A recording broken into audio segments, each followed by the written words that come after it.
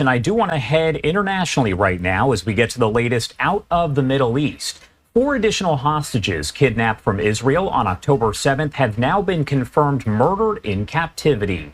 The Israel Defense Forces confirming the deaths on Monday, saying signs of life had previously been seen from the 4 men who are now confirmed dead, with their bodies being held in Gaza. Do want to talk about that and all of the latest developments out of the Middle East, so let's bring in Avi Meir, the former editor-in-chief of the Jerusalem Post. Good morning, and thank you so much for taking the time to be here with us today. Thank you for having me.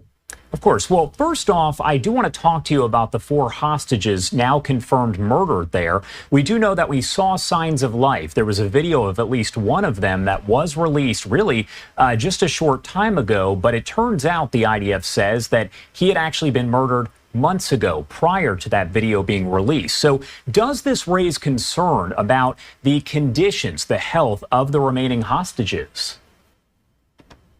Well, Josh, we have tremendous concern about the well-being of all the hostages being held by Hamas. We know from those who've been released that they're being held under the most horrific conditions, being subjected to outrageous abuse. And of course, we don't even know how many of them are still alive. The latest estimate is that at least a third of the hostages are no longer alive. It could be significantly more. And so, yes, the news that these 4 hostages who had been alive, who we saw in that video, are in fact now dead, is of tremendous concern to many Israelis who want to ensure that as many hostages as possible can be brought home as swiftly as they can. And Netanyahu now saying that the Israeli proposed deal is not accurately being portrayed by the U.S. We know we heard from President Biden on Friday. He kind of explained that 3-phase deal that would end the war in Gaza, he said. Netanyahu now saying that's not exactly true. Does it appear the deal would actually lead to the end of the war without the complete destruction of Hamas, which Netanyahu has said is the ultimate goal? Well, I think it's largely a matter of semantics. There's certain language that the president used that would seem to indicate that an end of hostilities would be expected as part of this deal. But it does seem as though there would be some leeway there for Israel to engage in acts of self-defense, as of course any sovereign nation can do. That is something the prime minister has insisted upon, alongside the core goals of this military campaign, which of course are bringing those hostages home and ensuring that Hamas can never pose a threat as it did on October the 7th. So I actually think both sides are largely in alignment at this point. And it'll be a matter of sort of sussing out the details of this and, of course, seeing whether Hamas will even be willing to engage in that process. We know that up until this point, Hamas has been the main obstacle to any ceasefire deal. It has turned down one reasonable deal after another. This deal appears to go much further than Israel had been up until this point, going even so far as saying that it will receive dead bodies in lieu of live hostages, which is something that Hamas had been insisting upon. And so if Hamas turns this down yet again, we know yet again who will be responsible for the failure of those talks.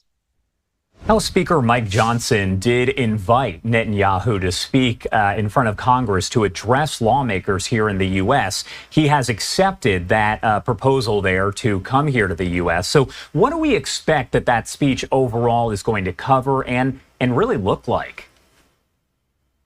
Look, what I think we're likely to hear is a message of defiance, of resilience, that despite the painful past 7 months and, of course, the traumatic October 7th, the worst day in Israel's history, the worst massacre of Jews since the Holocaust, Israel and the Jewish people remain strong. We will win, and we will win with the bipartisan support of the U.S. Congress and the American people. I think that bipartisan message is likely to come through loud and clear. We, of course, know that there is a Democratic administration, even as Congress, as the House of Representatives, is controlled by the Republican Party, and that is likely to be the case going forward. The United States-Israel relationship has always been based on bipartisan support, and I think we're likely to hear that message in Prime Minister Netanyahu's address to the joint session of Congress. I want to talk a little bit about what's going on in the north there, because we know that there has been constant rocket fire. We are actually seeing fires that are breaking out over in northern Israel as a result of the barrage of rockets coming from Hezbollah. Does it appear that the attacks there are intensifying, and could we see that get even worse? Well, Josh, the North has been sort of the hidden story in all this over the past 7 months, but it really should not be. The North part of Israel has actually been under attack by Hezbollah since October the 7th, to the point where the entire region has essentially been depopulated. Tens of thousands of Israelis have been evacuated from their homes and haven't seen their homes since October 7th. In many cases, those homes no longer exist because they've actually been destroyed by Hezbollah. There's certain communities in which more than half of all homes have been destroyed by the Iranian terrorist group. And so, yes, it is a tremendous escalation that we've seen over the past few days. Northern Israel has been literally lit on fire. And I don't know how much longer Israel will be able to stand for this without responding in some forceful way. An apparent Houthi missile headed for Israel was actually downed. I did want to get your take on this. Is this the first real time that we've seen the Houthis directly attack Israel? We know there's been some indirect attacks, but is this the first, I guess, direct one? We understand that it is not the first time. There have been additional attempts to fire missiles from Yemen or for points around that region towards southern Israel on the part of Houthi, which is yet again another Iranian proxy group. They've, of course, been attacking Israeli vessels or vessels that they associate with Israel in international seas. This is yet another indication that the Iranian stranglehold over Israel is tightening. And again, Israel can only go so far without responding in some forceful way, eventually perhaps even in Iran itself. Avi Meir, thank you so much for taking the time to join us here and break down some of the headlines coming in out of the Middle East. I say it all the time, but they are developing here pretty much on an hourly basis. Is there anything else you want to add about any of this before I let you go? Look, the hostage situation is tearing this country apart.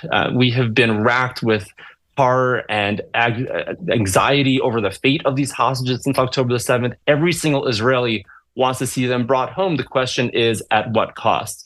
Both in terms of the number of terrorists who we will, of course, have to release as part of this. We know that that is going to be a part of any potential deal with Hamas, but also in terms of Israel's war objectives. Will we be able to conclude the war and know that we have dealt Hamas a sufficient blow so it no longer poses a threat to Israel as it did on October 7th? Those are the main issues on the Israeli national agenda. We'll have to see how those develop in the weeks ahead.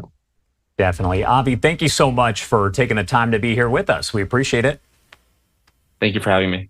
All right, everybody, the time is now 6:10 over on the East Coast and 3:10 on the West Coast. We did hear from the Israel Defense Forces right after that announcement that the 4 hostages had been murdered by Hamas in captivity. So I do want to play the 2-minute remarks from them right here on Live Now from Fox.